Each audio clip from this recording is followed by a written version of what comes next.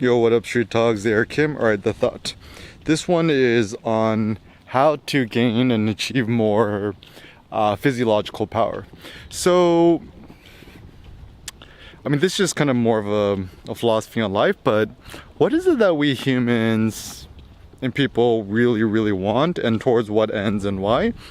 And I think a general gist is I think we actually want more power, physiological power to be specific. So how does one gain more physiological power? Some of my basic thoughts: more extreme intermittent fasting throughout the day, drink a shitload of water, also maybe drink more black coffee during the day, and to become more extreme or disciplined in terms of no sugar, no carbs, no starches, no beer, no alcohol, no weed, whatever it may be, and towards what ends. And once again, this is not like this kind of it's not a moralistic thing.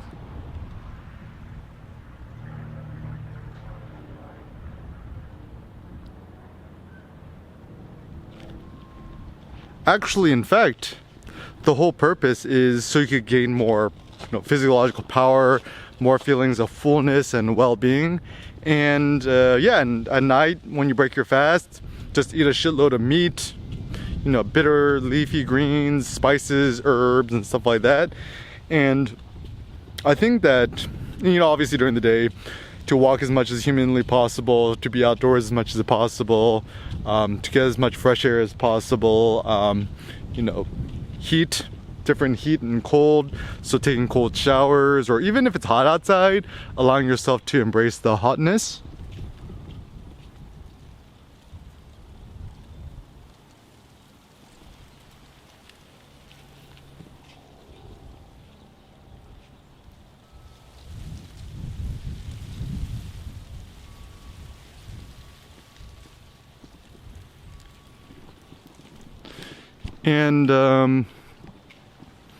And also to indefinitely augment your muscle mass, keep your body fat percentage as low as possible. I mean, ideally, if you could see your six-pack, that's good. That's like, I think roughly around like 10% body fat for men, around 20% body fat for women. And once again, the whole eat,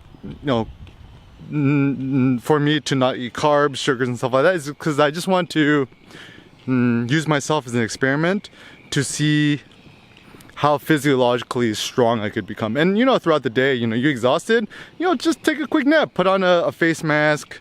I just got a cheap one on Amazon for like $10 and I love it.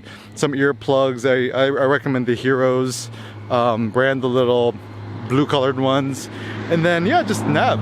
And the biggest issue I think we have in modern society is we don't understand human physiology, which means we think we could continue to force more productivity out of ourselves, out of nowhere. And we kind of make it a virtue to just be productive for productivity's sake. But I think actually it's much more interesting and robust to instead strive to become more physiologically strong and well.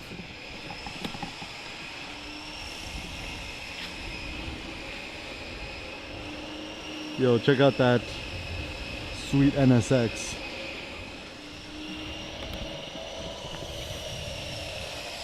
So the thought is, what is it that we humans really want more of? I think what we want more is we want more power.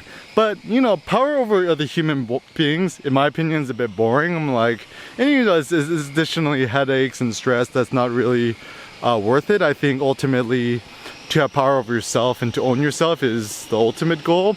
So anything you could do to augment your your personal self-freedom, the better. And anything towards reducing your self-freedom is probably the worst. And so try to position your life in such a way that you have maximum freedom of your day. Like personally, I never, one of the things I try to do in my life is, I think I got this from either Nassim Taleb or Arnold Schwarzenegger, is never schedule anything into the future, always schedule everything on the day of when it comes to meetings and other BS and stuff like that, because schedules are quite variable. The only thing maybe to schedule before time is like, you know, flights, or you know, if you're gonna give a lecture or teach a workshop or something like that. But anything like just meeting up friends and stuff like that, I think it's actually much better, rather than planning a time, to just, you know, just call them out of the blue, and if it works, it works. If it doesn't work, it doesn't work, and that's totally okay too. But then I mean, in today's world where everyone's addicted to Google Calendar, it seems people like to plan for the sake of planning, because I think this is my theory. When people fill up their schedules or Google Calendars with all these meetings, the reason why people do that is because they're afraid of having an empty schedule. Because if you got an empty schedule, then you have to do more unpleasant things like think about your life. And you know, if you're dealing with existential dread, then you have to deal with think about existential dread and so forth. And once again, people like to be busy for busy's sake, because once you actually have OTM or free time or a free mind, then you got to think about harder questions in life, like what's the point of my life? What do I want out of life? Blah, blah, blah. So it does seem more ideal to optimize your life in such a way that you have maximal free time possible. And the worst trade in life is to trade money, or trade your time for more money. So if you have an option of having more time or more money, like for example, if I could spend $1,000 to gain another 100 hours of free time, I'd gladly, you know, pay the $1,000. Other thoughts though, like, don't give up money for control. So for example, let's say you own a company and you want to fundraise and stuff like that. Even though investors might give you money, but they want to share, it seems like kind of a bad trade. It actually seems much more optimal and ideal to retain full ownership of your company, even if you have less money. And maybe also in life too, is you have less money but more control. Well, I kind of like this Prius.